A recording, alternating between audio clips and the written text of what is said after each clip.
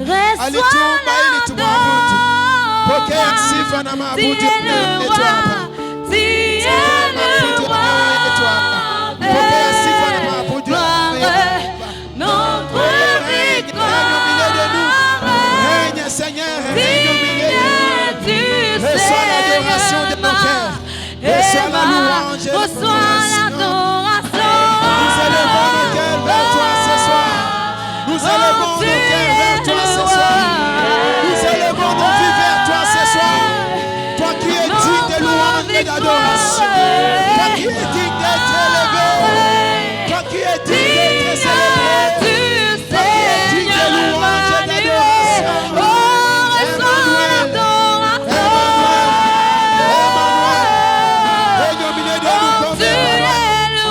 Dieu au milieu de son peuple. Le Dieu au milieu de son peuple. Le Dieu au milieu de son peuple. Le Dieu au milieu de son peuple.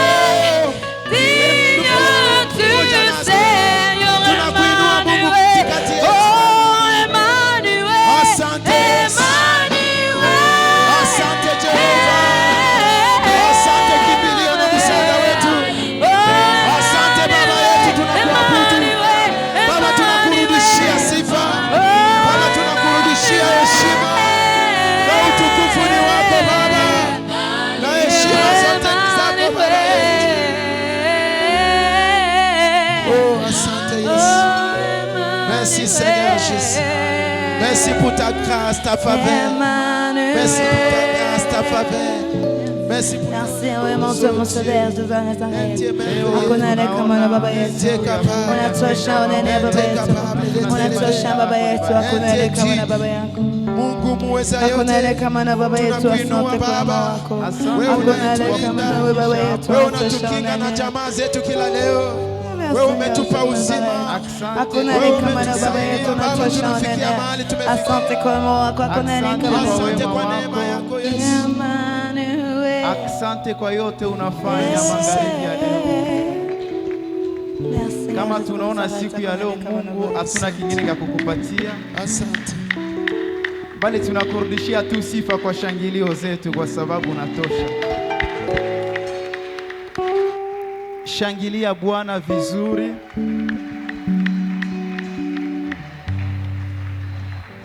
Eske furaha iko? Unasema saa mtu mwenye iko unasikia njala. Eske furaha iko? Utanisaidia kusalimia jirani yako, umwambie tayarisha moyo wako kutembelewa na Mungu siku ya leo. Umwambie vile uko na tabasamu. Hapana kumwambia na unafunga sura. Mwambie tena.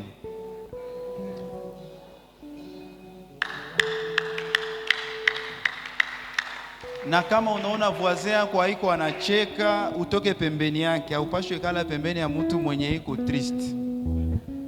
Kwa sababu huzuni inaambukiana. Angalia kama jirani yako anafurahi. Kama ana furaha, toka pembeni yake uende fasi nyingine. Eske tunaweza chapia Yesu makofi?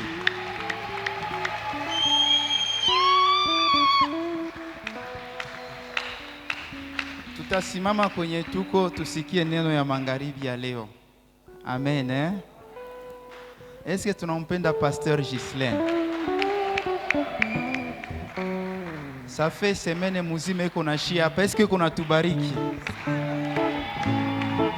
Kama tunampenda tutampokea tukishangilia Bwana wa majeshi. Shangilia Jehova. Shangilia Yesu.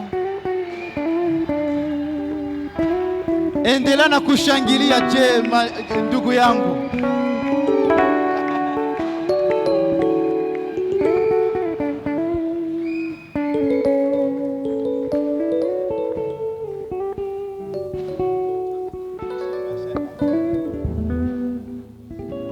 Baba, tena tunasema asante.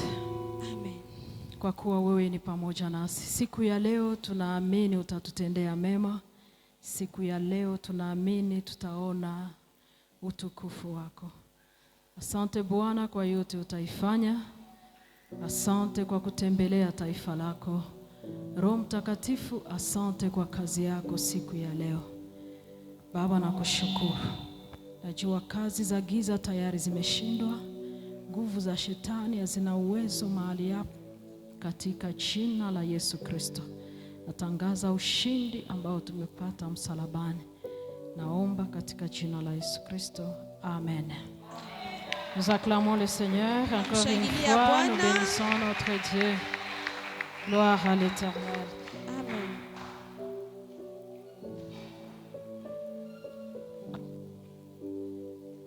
Ce soir, nous allons parler d'une vie consacrée à Dieu et la manifestation de la gloire. Jioni ya leo tutazungumzia juu ya maisha ya kujitoa kwa Mungu na kuonekana kwa utukufu. Dieu m'aide à parler un peu de mots, comme ça on pourra prendre un moment de prière. Mungu anisaidie tuseme kwa maneno chache pale tutakamata kipindi ya maombi. Nous lisons Exode 33, Tutasoma Kutoka 33 le verset 18. mstari wake wa 18. Exode 33, 18. Tunasoma katika jina la Yesu. Amen. Amen yako. Tunasoma katika jina la Yesu. Amen. Moïse dit, fais-moi voir ta gloire. Amen. C'est la prière de Moïse. Ni maombi ya Musa. Il dit à l'Éternel, Iko namwambia Bwana, fais-moi voir ta gloire. unioneshe utukufu wako. Cela est aussi notre prière Ile ni maombi pia kwetu ce sisi. soir, Jioni ya leo ou même pendant ces 21 jours de jeûne et prière. au kwa hii muda wa 21 ya kufunga na Nous kuomba. tous nous aspirons Sisi wote tunatamani à voir la gloire de Dieu. tuone utukufu wa Mungu. Et j'aimerais que tu puisses aspirer de plus en plus à voir la gloire de Dieu, Ningitaka uendelee tu kila siku kutamani utukufu wa comme Mungu Moïse l'a fait. kama vile Musa alifanya. Mais comme je vous ai dit, Lakini gisi il y a niliwaambia toujours de prix à payer dans tout ce qu'on cherche en huko la face de tu Dieu. bei ya kulipa kwa yote ambayo natafuta kwa Et utukufu wa j'ai Mungu. aimé ce que la Bible dit par rapport à Moïse. Na nilipenda ambayo Biblia ilisema kwa Musa. Verset 17 du Mstari même wake wa texte. 17.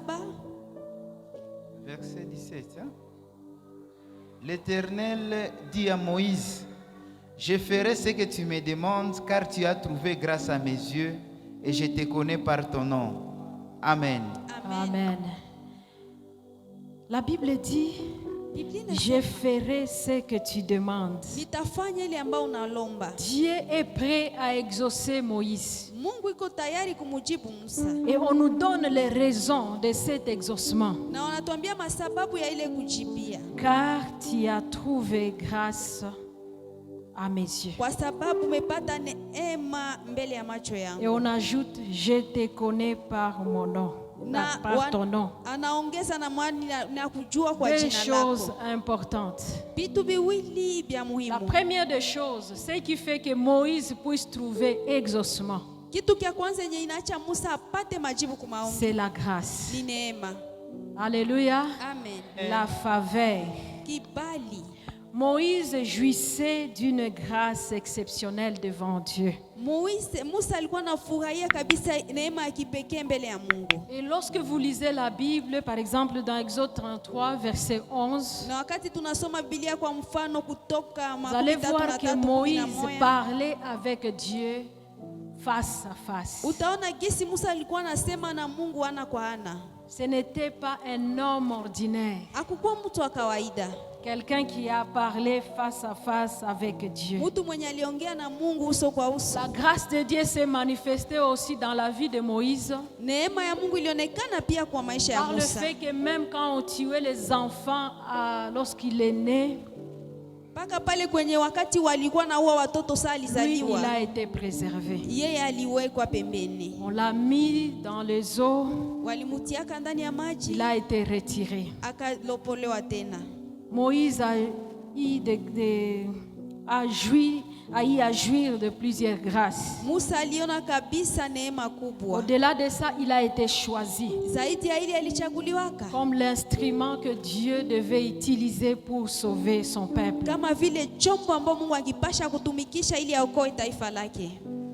La grâce. Neema. La grâce fait que tu puisses avoir des choses que tu ne méritais pas. Neema itaacha upate vitu vyenye ulikuwa ustahili. Cette grâce était réservée à Moïse. Ile neema iliwekwa kwa Musa. Mais nous avons aujourd'hui Lakini sisi tuko leo quelque chose de bien. tuko leo na kitu La grâce kizuri. en Jésus-Christ. Neema kwa Yesu Kristo. Alléluia. Amen.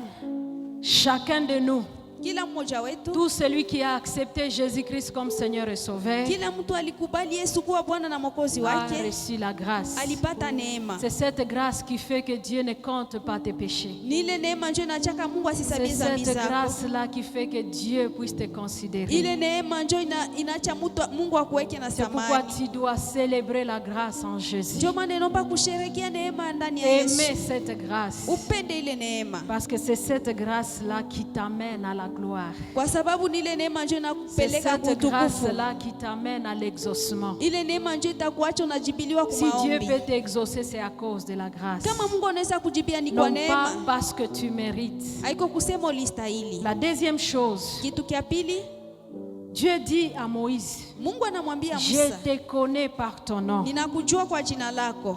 Cela décrit une certaine relation d'intimité avec Dieu. Ile inaonesha uhusiano kabisa ya urafiki na Mungu. Quelqu'un que tu connais, quelqu'un d'intime, tu connais son nom. Mtu mwenye unamjua wa karibu yako sana unaiwaka jina yake. Et d'ailleurs, lorsque je lisais la Bible du Semer, Na kwanza wakati nilikuwa nasoma Biblia ya Semer, cela exprime bien cette relation. ile nasema mzuri ile urafiki. On nous dit, Wanasema hivi. alors l'Éternel répondit à Moïse, Sasa Mungu akamjibu Musa, même ce que tu viens de demander, hata ile ambayo ulikuwa na je te lomba l'accorde, ninakupatia parce que tu jouis de ma faveur kwa sababu uko ndani ya kibali yangu. et que j'ai une relation particulière avec toi. Na niko na urafiki wa kipekee na wewe. J'ai une relation particulière avec Dieu. Niko na uhusiano wa kipekee na wewe.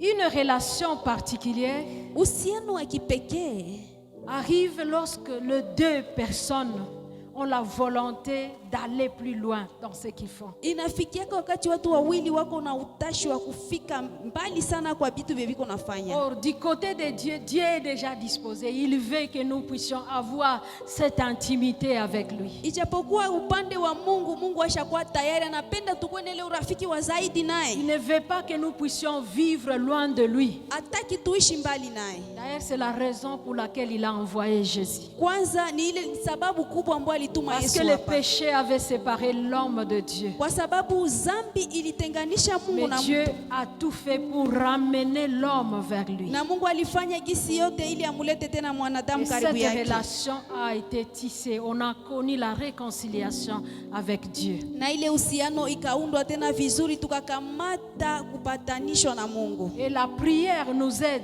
à garder cette communion avec Dieu. Na maombi natusaidia tuchunge ile uhusiano na Lorsque Mungu nous wetu. lisons la Bible, ça nous aide à entrer dans cette communion parce que nous écoutons Dieu nous parler. Wakati tunasoma Biblia inatusaidia tuingie ndani ya ile uhusiano kwa sababu tunasikia kisi Mungu anatuzungumzia. Ainsi, par la prière, tu peux parler à Dieu. Kwa maombi unaweza Et ongea na lorsque tu Mungu. médites la parole de Dieu, Dieu te parle. Na wakati unatafakari neno lake Et cela anakusemea. fera ce que votre relation avec Dieu puisse croître. Na ile itaacha undugu wako na Mungu ikomale. Quelqu'un qui a une vie de prière faible Mtu mwenye iko na maisha ya maombi ya chini ne chini pourra pas vivre une certaine intimité avec Dieu. haizi ishi kabisa ile urafiki moya mzuri na Mungu. Moïse vivait une certaine intimité avec Dieu. Musa alikuwa anaishi kabisa urafiki moya hivi na Mungu. Alléluia.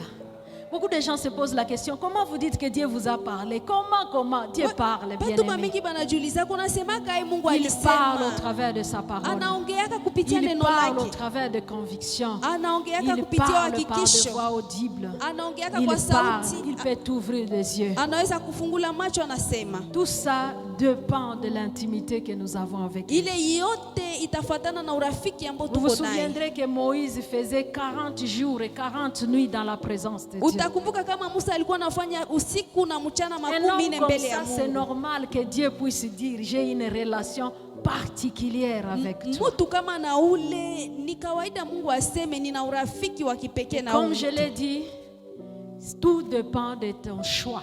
Kisi nilisema yote tafatana na chaguo yako. Si tu veux Ukitaka aller plus loin uende mbali dans ta relation avec Dieu, tu iras ndani ya plus loin. uhusiano wako na Mungu utaenda mbali.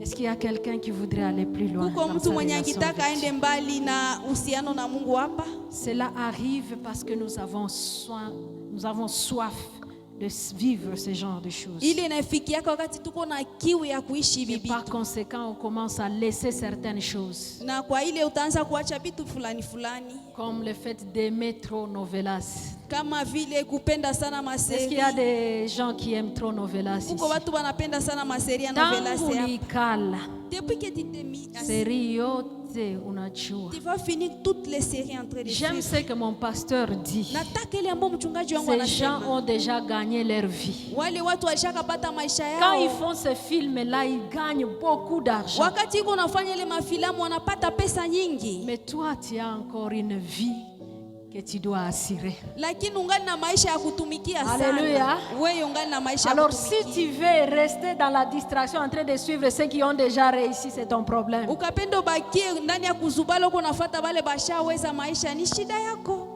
Tu peux suivre, c'est pas un problème. Unaweza ifuata iko shida. Mais ne laisse pas ces choses te dominer au point que tu n'as plus le temps pour prier. Et des fois même tu vas à l'église en retard parce que novelas. Lakini usiache bile bitu Pour bikutawale d'autres, mpaka ce pale sont unakosa na des wakati. matchs de football, Oui. je ne sais pas, toutes ces histoires qui essaient de nous distraire. Pengine ni kufuata mamache bile bitu vyote bie binatuzubalisha. Moïse avait une relation particulière avec Dieu. Musa alikuwa na uhusiano wa kipekee na Mungu. Même lorsque vous regardez la manière dont Moïse marchait avec Dieu, Hata kama ukiona gisi Musa alikuwa anatembea na Mungu, ses désirs, ses objectifs étaient en union avec les objectifs de Dieu. lengo zake vitu vyote alikuwa anapenda bilikuwa nakutanana na vyenye Mungu alikuwa Il anapenda. était entièrement consacré à la volonté de Dieu, Yeye kabisa alijiachililia ye wote kwa mapenzi ya aux Mungu, désirs et aux objectifs de Dieu. kwa kutaka na lengo ya Mungu. Alléluia. Amen. Il partageait les mêmes sentiments avec Dieu. Alikuwa na gabula hisia moya na C'est Mungu. pourquoi, si vous lisez la Bible, en fait, dans ce texte que nous avons lu dans Exode 33, Ndio maana wakati ukisoma Biblia ndani ya hii useme je n'ai tunasoma pas eu Kutoka le temps de 13:3. décortiquer tous les textes parce que si je les fais ici, on risque de ne pas terminer. Sikupata wakati ya kuchambua usomi yote nikaifanya hatuwezi maliza. Ou je n'ai pas ce temps-là. Je l'ai travaillé, mais je ne saurais pas tout présenter. Naweza kutumika lakini sitaweza kuonesha yote. Moïse était en train de parler avec Dieu. Musa alikuwa naongea na Il Mungu. demandait au Seigneur de marcher avec eux. Alikuwa namwambia Bwana atembee Et naye. Dieu avait refusé. Il disait non, je vais envoyer un ange devant vous. Na Mungu akakatala akasema nitawatumia Parce malaika que mbele Dieu yenu. était contre le peuple israélite qui ne voulait pas marcher dans ses voies. Kwa sababu Mungu alikuwa anafurahia Waisraeli ambao walikuwa wanapenda kuishi kunjia Et zake. Dieu ne voulait pas les consumer à cause de leurs péchés. Mungu hakukuwa anapenda hata kuwalunguza juu ya dhambi Alors zao. Moïse dit, si tu ne marches pas avec nous, nous n'allons pas partir. Sasa Musa akamwambia kama utatembea na Et il sisi était en train de hatutaenda. supplier Dieu jusqu'au point où Dieu dit, ok, je vais faire ce que tu Na as alikuwa demandé. na msimu Mungu mpaka kwenye Mungu akasema sawa, nitaikubali Tout kwenda ce qui naye. préoccupait Moïse était le peuple. Yote yenye Musa De alikuwa Dieu. nahusika nayo ilikuwa taifa la Mungu. C'est pourquoi, Ndio maana quand il demande quelque chose, wakati Dieu anaomba lui accorde. kitu Mungu anampatia. Lorsque tu fais de l'œuvre de Dieu ta priorité, Wakati unafanya kazi ya Mungu yako kitu ya lorsque kwanza, tu travailles avec tout ton cœur, wakati unatumika na moyo wako wote, Dieu est disposé à te faire du bien. Mungu iko tayari kukufanyia mema. Je me souviens à un certain moment, Ninakumbuka kwa wakati mwa fulani Dieu m'avait dit, Mungu aliniambia hivi, je ferai du bien à tes sœurs nitafanyia wadada wako mema à cause juu de cette œuvre. kwa ya hii kazi, Parce que je vis ce que tu fais. kwa sababu niliona ile ambako nafanya. Et Dieu a commencé à marier mes sœurs de manière Na miraculeuse. Mungu akaanza kuowesha wadada yangu kwa namna ya kimuujiza. Alléluia. Amen. Un mari qui vient au mois d'avril, au mois d'août, tu es marié. Bwana mwanakia mwezi wa 4 mwezi wa 8 unaolewa. Des fois, on ne comprend plus qu'est-ce qui se passe. Kuko saa uelewe nini choko Au mois napitikana. d'avril, il arrive. Au mois de mai, il veut se présenter. Au mois d'août, de sorte que même la fille elle-même commence à hésiter. Non, ça va trop vite. Je dis, Dieu t'a dit qu'il est en œuvre. Laisse Dieu accomplir sa volonté. Alléluia. Je vois encore un autre miracle arriver bientôt dans ma famille. Je ne vais pas trop dire. Je pourrai témoigner prochainement. Tellement de choses. Et à un certain moment, les gens disaient à l'église, pourquoi seulement tu étais là? Il y a un prix à payer, bien-aimé. Il ne faut pas laisser la jalousie t'amener à commencer à croire que Dieu a des manières de favoriser certaines personnes. Non.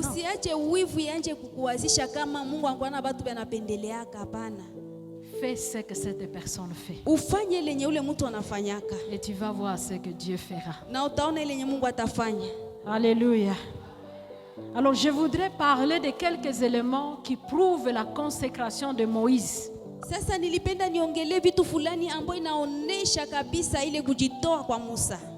Et c'est pourquoi il a vu la gloire de Dieu. On était en train de dire que lorsqu'on est consacré, on se prédispose à la gloire.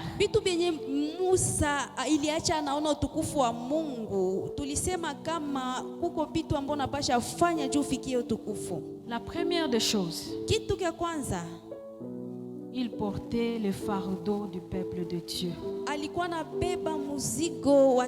Il a renoncé à la gloire qui lui était réservée en Égypte.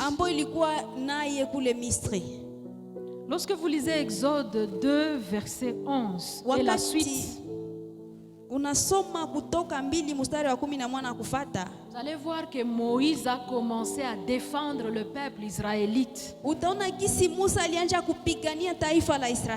Avant même d'écouter Dieu lui parler clairement sur sa mission. Son cœur était disposé à aider ce peuple. Ainsi que quand il a vu qu'on maltraitait son peuple, il a tué un Égyptien qui était en train de maltraiter le peuple israélite. Et il a fui. Il a renoncé à la gloire. Lorsque vous lisez Acte 7, 20 même jusqu'au verset 30, on ne va pas lire tout ça. Vous allez voir qu'à l'âge de 40 ans, Moïse se retrouve en dehors de l'Égypte en train de fuir. Et ce n'est que 40 ans après que Dieu va venir pour parler à Moïse et lui donner clairement la mission qu'il avait pour lui.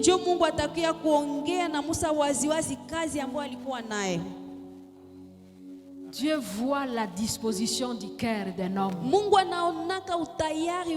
Est-ce que ton cœur est disposé? Moïse était disposé, c'est pourquoi il était prêt à défendre le peuple israélite.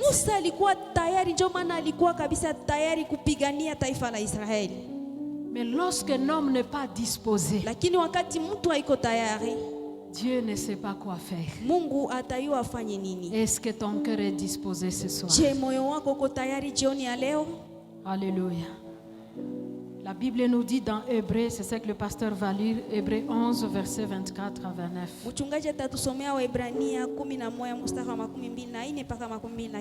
Hébreux 11, 24 jusqu'à 29. Tunasoma kwa jina la Yesu. Amen. Amen yako ngali kidogo. Tunasoma kwa jina la Yesu. Amen. C'est par la foi que Moïse, devenu grand, refusa d'être appelé fils de la fille de Pharaon. Aima mieux être maltraité avec le peuple de Dieu que d'avoir pour un temps la jouissance du péché. Regardant l'opprobre de Christ comme une richesse plus grande que le trésor de l'Égypte, car il avait les yeux fixés sur la rémunération. C'est par la foi qu'il quitta l'Égypte, sans être effrayé de la colère du roi, car car il se montra ferme comme voyant celui qui est invisible. C'est par la foi qu'il fit la Pâque et l'aspersion du sang, afin que l'exterminateur ne touchât pas au premier-né des Israélites. C'est par la foi qu'ils traversèrent la mer Rouge comme un lieu sec, tandis que les Égyptiens qui en firent la tentative furent engloutis. Amen. Alléluia. Amen. Est-ce que ce qu'on est en train de lire ici ne résume pas tout ce qu'on a enseigné? Je, ile ambayo tuko nasema sinatia yote ambayo tulifundisha fasi moja. Moïse renonce à la gloire. Musa anakataa utukufu wake. Vous savez, les Égyptiens à l'époque, c'était des gens qui avaient une certaine gloire. Unajua ile wakati wa Misri ni watu ambao walikuwa na utukufu moya hivi. Mais la Bible nous dit que Moïse a refusé d'être appelé fils de la fille de Pharaon. Lakini Biblia inatuambia Musa akakataa kuitwa mwana wa binti wa Farao. Aimant mieux être maltraité avec le peuple de Dieu que d'avoir un temps de jouissance du péché. Akafurahia sana kuteseka pamoja na wa Israeli kuliko kuishi kwa furaha ndani ya maisha ya dhambi. Ça c'est une vie consacrée à Dieu. Ile ni maisha ya kujitoa kwa Mungu. Alléluia. Amen. Dans Exode 3 verset 1, Ndani ya Kutoka 3 mstari wake wa on kwanza nous dit que Moïse est devenu berger. wanatuambia Musa akakuwa mchungaji wa Tu nyama. quittes la royauté Unatoka ufalme pour aller devenir un berger. juu uende kukuwa mchungaji wa nyama. Quel niveau de sacrifice! Kiwango gani ya kujitoa hii? On accepte la souffrance Unakubali kuteseka pour plaire à Dieu. juu mpendeze Mungu. Dans Acte 7, Ndani ya Matendo ya Mitume 7 verset 22, mstari wake wa 22. Acte 7, verset 22, nous lisons au nom de Jésus. Amen. Moïse fut instruit dans toute la sagesse des Égyptiens et il était puissant en parole et en œuvre. Amen. Amen. Un homme extrêmement instruit Ni mtu ambaye aliadibishwa mzuri dans toute la sagesse égyptienne. kwa hekima yote ya Kimisri. Cet homme-là Ule mtu laisse tout. anaacha vyote, Il va devenir berger. anaenda kukuwa mchungaji wa Il est nyama. derrière les troupeaux. Iko nyuma ya Il a kondoo. oublié la mathématique et tout ce qu'il a appris Akasabu masomo yote derrière son alisoma dos, pourvu qu'il puisse plaire à Dieu. ili ampendeze Mungu. Alléluia. Amen. Et quand vous lisez même le psaume 90, Na mkisoma hata Zaburi makumi vous allez kenda voir que Moïse a souffert. utaona gisi Musa aliteseka. Le psaume 90, c'est un psaume qui parle de la prière de Moïse. Zaburi ya makumi kenda ni zaburi ambayo inasema juu ya maombi ya Nous Musa. lisons le 14e verset jusqu'au 17e verset. À la maison, vous pouvez tout lire. Tusome mstari wake wa 14 mpaka 17. Kunyumba mtasoma ifuatayo. Psaume 90, 14 à 17. Nous lisons au nom de Jésus. Amen. Rassasie-nous chaque matin de ta bonté et nous serons toute notre vie dans la joie et l'allégresse. Réjouis-nous autant de jours que tu nous as humiliés, autant d'années que nous avons vu les malheurs. Que ton œuvre se manifeste à tes serviteurs et ta gloire sur leurs enfants. Que la grâce de l'Éternel notre Dieu soit sur nous. Affermis l'ouvrage de nos mains. Oui, affermis l'ouvrage de nos mains. Amen. Amen. Réjouis-nous autant de jours que nous avons été humiliés, Utufurahishe kwa ile siku zote ambazo tulizaraulika. autant d'années que nous avons vu les malheurs. Miaka yote ambayo tuliona machungu. Moïse a passé 40 ans Musa alipitisha Derrière. miaka les troupeaux de son beau-père. makumi ine nyuma ya manyama ya bamkwe yake. C'est beaucoup d'années. Ni miaka C'est toute mingi. une génération. Ni kizazi mzima, Mais il a accepté cela. lakini alikubali hiyo. La deuxième des choses qu'on a comme caractéristique de la consécration de Moïse, Kitu kia pili ambacho tunaona ndani ya tabia ya kujiweka wafu kwa Musa, c'était un homme de prière. alikuwa mtu wa maombi. Il restait longtemps dans la présence de Dieu. Alikuwa anabakia muda mrefu kuwepo wa Mungu. Dans Exode 24, verset 12 à Ndani 32, ya Kutoka 24 mstari wake wa 12 na on nous parle de la première expérience uko natuambia experience ya kwanza où il est resté 40 jours et 40 nuits dans la présence de Dieu. Pale kwenye alibakia siku 40 mbele ya uwepo wa Mungu. Et lorsque nous lisons maintenant dans Exode 34, 28 à 35, Na wakati sasa tunasoma kutoka là il s'agit d'une 13 autre expérience où Moïse fait 40 jours et 40 nuits sans manger, sans boire. na pale kwenye sasa Musa alipitisha siku 40 bila kukunya bila Est-ce qu'on kukula. peut voir le verset en question? Tunaweza soma ile usomi. 34, 28. Nous lisons au nom de Jésus. Amen. Moïse fit là avec l'Éternel 40 jours et 40 nuits. Il ne mangea point de pain et il ne but point d'eau. Et l'Éternel écrivit sur les tables les paroles de l'Alliance, les 10 paroles. Moïse descendit de la montagne de Sinaï, ayant les 2 tables de témoignage dans sa main. En descendant de la montagne, et il ne savait pas que la peau de son visage rayonnait parce qu'il avait parlé avec l'Éternel. Alléluia. Aaron et tous les enfants d'Israël regardèrent Moïse, et voici la peau de son visage rayonnait, et ils craignaient de s'approcher de lui. Moïse les appela. Aaron et tous les principaux de l'assemblée vinrent auprès de lui, et il leur parla. Après cela, tous les enfants d'Israël s'approchèrent, et il leur donna tous les ordres qu'il avait reçus de l'Éternel sur la montagne de Sinaï. Lorsque Moïse eut achevé de leur parler, il mit un voile sur son visage. Quand Moïse entrait devant l'Éternel pour lui parler, il ôtait le voile jusqu'à ce qu'il sortît.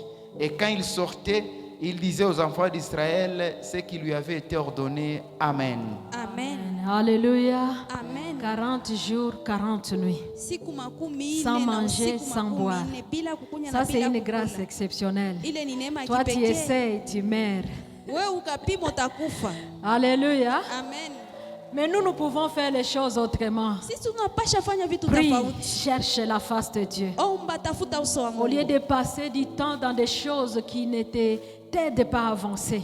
Pali ya kuponda Va wakati chercher kubitu vya la vita face de kusaidia. Wende utafute uso wa Mungu. La nuit, cherche la face de Dieu. Usiku utafute uso wa Tu Mungu. te réveilles, même pour te soulager, cherche la face de Dieu. Unalamuka hata kwenda chooni, tafuta uso wa Mungu. Cela va t'amener à vivre la gloire de Dieu. Ile itakupeleka uone La utukufu wa Bible dit Mungu. que lorsque Moïse est descendu, Biblia inasema wakati Musa son alishuka, visage rayonnait sura yake iliangaa parce qu'il est resté longtemps dans la présence kwa de sababu Dieu. alibakia muda mrefu ndani ya uwepo wa Mungu. Quand vous voyez même dans Exode 33, verset 11, Hata kama mkiona ndani ya Kutoka même 13 Josué na restait dans 11, la présence de hata Dieu. Yoshua alikuwa anabakia uwepo wa Mungu. C'était comme son disciple, Ali- un serviteur. à Alikuwa Moïse. kama mtumishi wa Musa, mfasi wake. Exode 33, verset 11. L'Éternel parlait avec Moïse face à face, comme un homme parle à son ami. Puis Moïse retournait au camp. Mais son jeune serviteur Josué, fils de Nun, ne sortait pas du milieu de la tente. Amen. Amen. Il était habitué à voir son maître prier, chercher la face de Dieu. Alikuwa nazoea kuona mwalimu wake kuomba, kutafuta uso wa Mungu. Plus tard, il va avoir le succès dans ce qu'il a fait ou dans sa marche avec Dieu. Kule mbele ataona kufaulu kwa yote kunafanya. Celui qui ne prie pas néglige sa vie. Mtu mwenye aombaki anazarauka maisha Est-ce que yake. tu as compris? Si tu Unaelewa ne ile? pries pas, tu négliges ta vie. Kama uombe uko nazarau Et quand maisha je yako. parle de prier, Na kama natuzungumzia il juu ne ya s'agit pas kuomba, d'aller chercher un prophète. haiko kusema kwenda kutafuta nabii. Beaucoup de gens ils se disent je suis allé à la prière, unatafuta mtu mmoja hivi atamwambia akatuma maneno Mungu anasema. Batu bamingi banasema wanaenda kumaombi, kumbe anatafuta Développe ton unabii. intimité avec Dieu. Unenepeshe urafiki wako na Mungu. Cherche la face de Dieu. Utafute uso wa Dieu te Mungu. parlera. Mungu atasema Le na wewe. problème qui fait que beaucoup de gens courent derrière d'autres personnes, c'est parce que eux-mêmes ne veulent pas développer une certaine intimité avec Dieu. Ile njoo inaachaka unakuwa nenda na kimbia nyuma ya batu jua uye kutafuta wewe peke urafiki Et na puis Mungu. ce que vous devez savoir, Na yenyewe tunapasha quand il y kujua. a une prophétie, Kama uko na unabii, ça doit confirmer ce que Dieu t'a dit. inapasha hakikisha ile ambayo Mungu Est-ce alikwambia. que tu m'as écouté? Unanisikia Ça mzuri? doit confirmer ce que Dieu t'a Inapasha dit. hakikisha ile ambayo Mungu alikwambiaka. C'est C'est pourquoi beaucoup de gens sont trompés. Ndio maana watu wengi Parce qu'eux-mêmes ne wanadanganywa. comprennent même pas. Wao wenyewe hawaelewi. La prophétie doit être conforme à la parole. Unabii inapasha fanana Tu na ne connais neno. même pas la parole de Dieu. Aujue kwanza neno ya Tu Mungu. n'as pas le temps de rester dans la présence de Hauna Dieu. wakati ya kubakia kuwepo Quand on wa te dit Mungu. Dieu a dit, Wakati banakuambia Mungu même si c'est alisema, faux, hata kama ni tu bongo, écoutes. unaisikia tu. Et pourtant la Bible nous dit Ijalisi Biblia de ne pas inasema rejeter la prophétie, usitupe mais unabii, d'examiner. lakini uichunguze. Tu vas examiner par rapport à la parole de Dieu. Utaichunguza kufuatana na neno la Et toi, tu Mungu. n'as pas la parole de Dieu. Tu vas examiner Wewe comment. hauna neno la Mungu. Moi, je ne suis Utaichunguza pas namna contre les gani? prophéties. Je connais des servantes et des serviteurs de Dieu qui sont utilisés dans ce domaine et je respecte les rappels. Mimi sizarau na Mais je sipinge unabii n'encourage na pas heshima. l'Église à être toujours derrière des gens pour chercher des prophéties et des messages. Lakini sipendi kanisa ikuwe nyuma ya batu Tu as la kutafuta tu parole habari par na excellence ujumbe. Uko na avec neno ya toi. uhakika. Ça ne te trompera pas. Hii haitakudanganya hii Mais les neno. prophètes peuvent aussi se tromper. J'en ai vu beaucoup qui se sont trompés. Wanabii nao wanaweza jidanganya, niliona Anasema wamingi hiki kesho, wanajidanganya. anasema hiki, ye mwenyewe anasema kitu kinyi kina contredire comme si Dieu se contredisait. Et pourtant Dieu ne se contredit pas. Ijapokuwa Mungu C'est ajipingake. pourquoi tu dois prier. Ndio maana Tu dois unapasha méditer kuomba. la parole. Unatafakari Tu dois neno. développer ton intimité avec Dieu. Unaendelesha Et kabisa si Dieu urafiki veut wako na parler en passant par quelqu'un d'autre, gloire à Dieu. na Mungu akapenda aseme nawe kupitia mwingine, utukufu Sinon, tu kwake. t'attends à Dieu. Kama haiko vile Alléluia. unachungana na Mungu. La troisième des choses qui prouve la consécration de Moïse, Kitu kia tatu ambacho kinaonesha kujitoa kwa Musa, c'est que c'était un homme qui ne se laissait pas diriger par la chair. alikuwa mtu mwenye hakuwa anapenda kuongozwa na mwili, Un homme très humble. mtu mnyenyekevu Nombre 12, sana. verset 3. Hesabu 12 mstari wa 3. Nombre Rapidement. 12, verset 3, nous lisons au nom de Jésus. Amen. Or Moïse était un homme fort patient, plus qu'aucun homme sur la face de la terre. Amen. Amen. Amen. Mais dans la version français courant, on nous dit Kwengine usomi Moïse inasema hivi. était très humble. Musa alikuwa mtu mnyenyekevu Ailleurs, on sana. a dit même un homme très doux. Ingine fasi banasema mtu mpole. La douceur, Upole c'est le fruit de l'esprit. ni tunda ya roho. Hapana mtu wa makali makali. Alléluia. Amen. Makali. Quelqu'un qui est tellement, je sais pas, makali. C'est pas bon. Alléluia. Haiko mzuri. Qu'est-ce qu'on va utiliser comme mot makali en français? Makali. Est-ce que la sévérité est makali? Ça frôle même vers la méchanceté. Très, très rigoureux. Un homme de Dieu, un homme qui marche dans l'esprit doit être un homme équilibré. Une personne équilibrée. Mtu wa Mungu mwanatembea ndani ya roho anapasha kuwa En na toi, on doit utaratibu. voir la douceur. Ndani yako wanapasha na Mais upole. cela ne veut pas dire être faible. Haiko kusema kuwa Moi, en mzaifu tant que sasa. conductrice, je sais quand il faut tonner, quand il ne faut pas. Mimi Et kama quand il faut mwongozi parler avec douceur. na hiyo wakati ya kutomboka na wakati ya kusema kwa upole. Parents, sachez aussi être doux avec vos enfants. Wazazi muye kukuwa wapole na watoto wenu. Na saa ingine unatomboka haina mbaya. À un autre moment tu étonnes. Mais c'est la pas Bible mal. nous dit que Moïse était un homme très doux.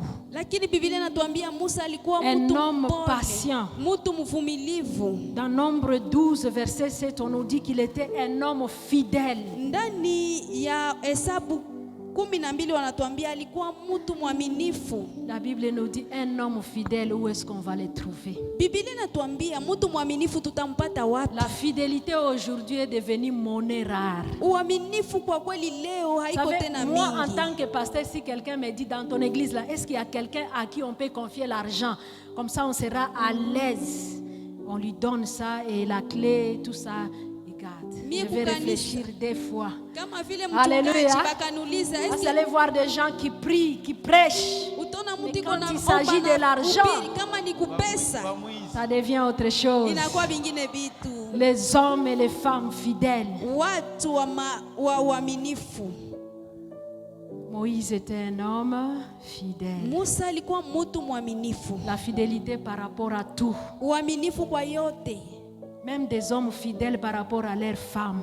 Hata baba waaminifu Ce kwa sont des wake choses qu'on ne wao. devait pas nommer à l'église, l'infidélité. Ni vitu vyenye hatungitayaka hata Mais mkanisa, vous vitu allez vya voir, kukosa ce sont des uaminifu. choses qui se font. Même un frère là, tu croyais être un frère, mais infidèle. Utaona kaka mwevu uliwaza ni ndugu mzuri, lakini mkosa uaminifu. Des femmes infidèles. Wamama wa kukosa Si uaminifu. tu es là, il est temps d'arrêter. Kama uko hapa ni wakati ya kuacha sasa.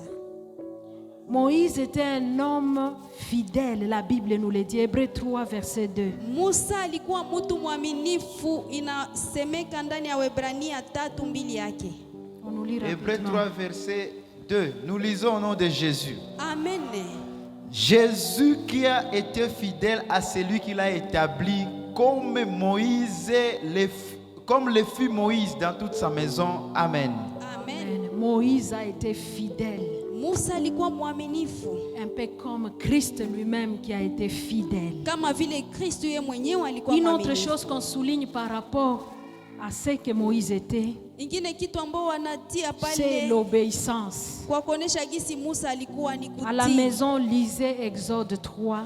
Kunyumba utasoma Kutoka Vous allez 3, voir comment Moïse utaona namna gani Musa n'a pas trouvé la mission que Dieu lui avait donnée facile à faire.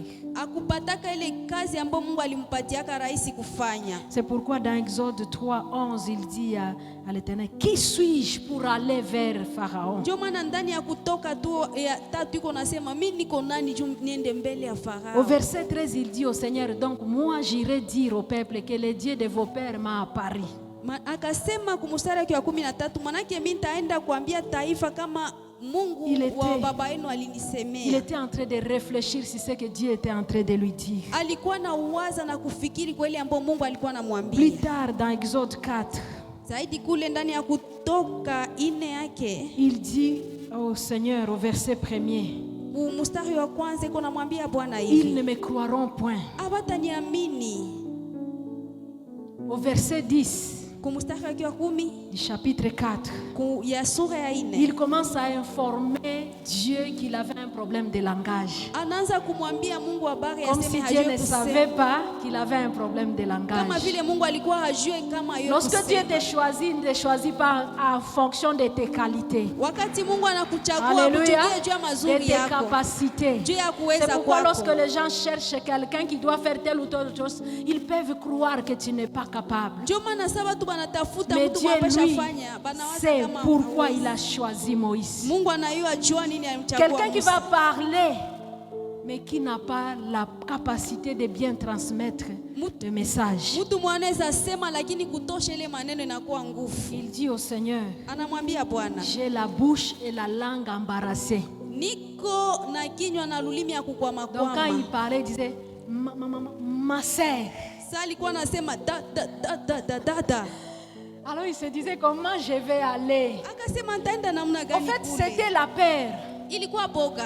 Il était en train de craindre cette grande responsabilité. Alikuwa naogopa ile Alors il jukumu regarde kubwa. à ses faiblesses, il se dit, je ne saurais pas. Anajiona anasema Et d'ailleurs, est-ce que sitaweza. tu as oublié que moi, je ne parle pas bien? Mungu iko soli sababu Comme kisi mimi aujourd'hui, toi aussi, nakukumizaka. tu as des raisons. Na wewe ungali na masababu Tu te leo. dis, je suis femme. Uko Tu nasema te mimi dis, ni je ne sais pas mwanamke. parler en français. Mimi siwe Qui kusema t'a dit que pour kufrancais? prêcher, il faut parler en Nani français? alikwambia juu bili naomba kusema kufrancais?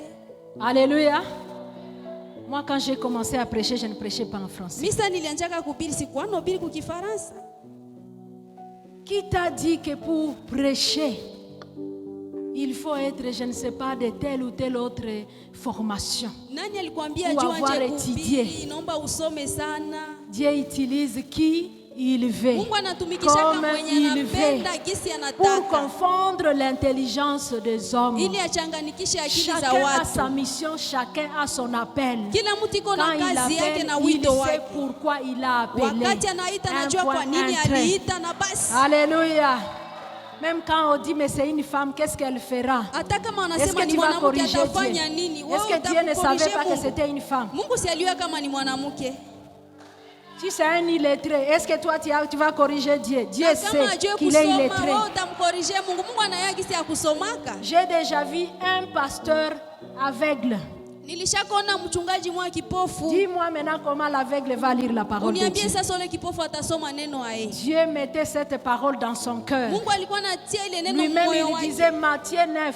Yeye peke alikuwa anasema Il Mathayo commence à lire, 9. Anaanza les yeux kusoma. fermés. Macho Dieu mettait yanafungana. ça dans ses yeux spirituels. Mungu alikuwa anatia kwa macho Le yake Dieu ya que nous kiroho. prions, c'est un Dieu puissant. Mungu mwetu tunaombaka ni Mungu wa Il va uwezo. au-delà de tes faiblesses. Anafanyaka Il zaidi est ya madhaifu capable de yako. t'amener où les hommes n'ont jamais imaginé que tu pouvais kukupeleka kwenye arriver. watu hawatawaza gisi utafikiaka. C'est pourquoi toi-même, tu Dieu- dois cesser de te sous-estimer. Wewe peke unapasha kuacha Arrête kujisarau. avec tes raisons.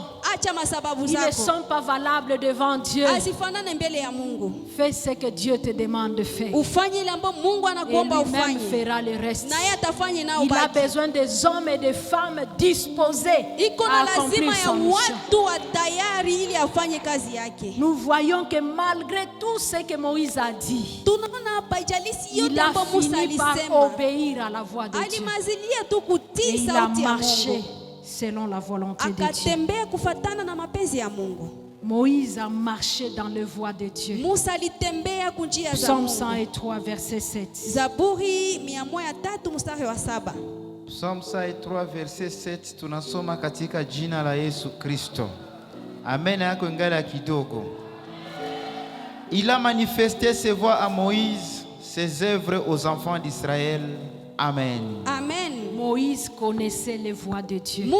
Musa alikuwa anaiua njia za Il Mungu. marchait selon ses voies. Alikuwa anatembea kufatana na sauti Dieu ya lui njia disait, va zake. dire ceci, il va le dire. Mungu anamwambia wende fanya Fais hivi, ceci, anafanya. il fait cela. Fanya hiki, anafanya hiki. Parce qu'il connaissait les voies de Dieu. Kwa sababu alikuwa anajua njia za Mungu. Bien-aimé, Ndugu, lorsque tu veux voir la gloire de Dieu, wakati unapenda kuona utukufu wa tu Mungu, dois te décider de te consacrer à Dieu On a comme pas l'a fait Moïse. kuamua kujitoa kwa Mungu gisi Musa alivyofanya. C'est pourquoi ce soir, Ndio maana jioni ya leo j'aimerais t'inviter à prendre une décision importante de ta vie. mimi nataka kukualika ukamate maamuzi mkubwa ya maisha yako.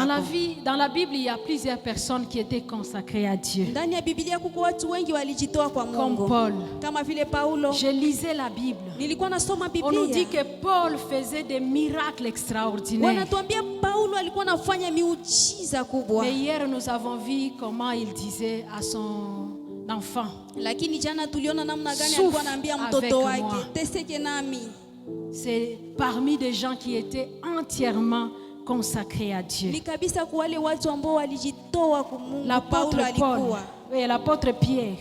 Mtume Petro, La Bible nous dit que des gens allaient avec des malades. Biblia inasema watu walikuwa Il les wanaenda na plaçaient là wagonjwa. où Pierre va passer. Walikuwa namtia Pour que kwenye son Petro ombre puisse atapita les guérir. ili kivuli yake waponyeshe. Ce genre de choses sont les résultats de la consécration. Vitu kama na ile ni matokeo ya kujitoa kwa Mungu. Quand Jésus-Christ disait aux gens de se consacrer à lui, Wakati Yesu Kristo alikuwa anaambia watu wajitoe d'abandonner kwake, certaines choses à cause de l'évangile, waache vitu fulani fulani juu ya Injili. Pierre a dit à Jésus, Petro akamwambia nous avons Yesu, tout abandonné. tuliacha Nos champs, vyote, nos femmes, et tout ça. mashamba zetu, Qu'est-ce wabibi que nous wetu, aurons en retour? sasa tutapata Dieu nini? lui a dit, vous aurez ces choses ici au centuple, Mungu akamwambia mtapata Et hivi vyote la mara vie 100 éternelle. na uzima wa milele, avec des persécutions. pamoja na mateso. On trouve ça dans Marc 10. On va Tunakuta ile parler. ndani ya Marko 10, Je voudrais que tutaizungumzia. nous puissions maintenant passer à la prière. Nilitaka sasa tupite kwa maombi. Nous avons parlé longuement Tumesema muda sur la mrefu consécration juu ya et kujitoa comment on peut le faire. na namna gani tunaweza Et nous venons ifanya, de voir quelqu'un qui était consacré à na Dieu. tunatoka kuona mtu ambaye alijitoa Et kabisa comment il a kwa Mungu, demandé à Dieu de manifester sa na gloire. namna gani aliomba Mungu Et amuoneshe Dieu utukufu a wake, répondu à sa prière. na Dieu Mungu a manifesté sa gloire dans sa vie. akajibu kwa maombi yake na akaonesha utukufu wake kwa maisha ya Musa. Alléluia. Amen. Je ne sais pas si vous connaissez cette chanson. Sijui kama mnaiwa hii nyimbo, Depuis avant-hier, elle monte dans mon cœur. tangu juzi iko napanda moyo wangu. La voix du Seigneur m'appelle. Vous connaissez? Moi, je ne chante pas bien. Vous connaissez? La voix du Seigneur m'appelle. Est-ce que nous pouvons nous tenir debout pendant qu'on est en train de chanter?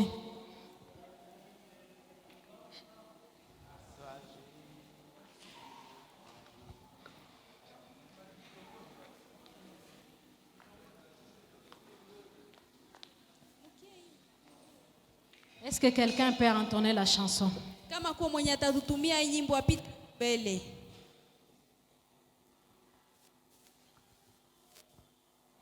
Chante Tuimbe. avec l'attitude de prière. Écoute la voix de Dieu qui t'appelle. Usikie sauti ya Mungu ambayo kuna kusemea sasa. Écoute la voix du Seigneur qui t'appelle. Usikie sauti ya Bwana ambayo kuna kuita. Alléluia. Seigneur, nous te disons merci ce soir. Parce que nous croyons que tu es là et tu nous appelles. Tu nous appelles, Seigneur, à venir vers toi. Merci, Seigneur. Je réponds, Sauveur fidèle, mais voici, je suis à toi. Jusqu'au bout,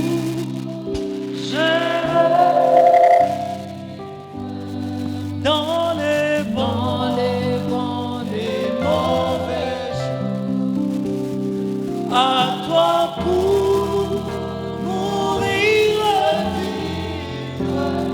à toi Jésus,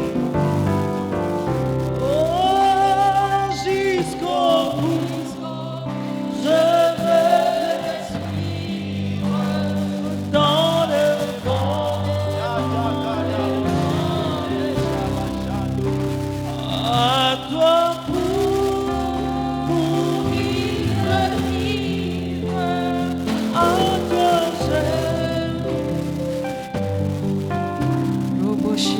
Jésus, à toi pour Pendant que les frères seront en train de chanter à Sourdim, Wakati ndugu atakuwa iko si naimba, tu crois que cette chanson est le désir de ton cœur, ukaamini kama hii nyimbo inafika kuacha moyo wako. que tu as cette volonté, tu as pris la décision Na uko na ile utashi unakamata d'abandonner le mal, maamuzi ya kuacha mabaya. d'abandonner toutes ces choses qui ne plaisaient pas à Dieu, Ya kuacha vile vitu vyote vilikuwa vimpendeze Mungu. et qu'aujourd'hui tu te décides Na leo naamua de consacrer ta vie à Dieu, kutoa maisha yako wafu kwa Mungu.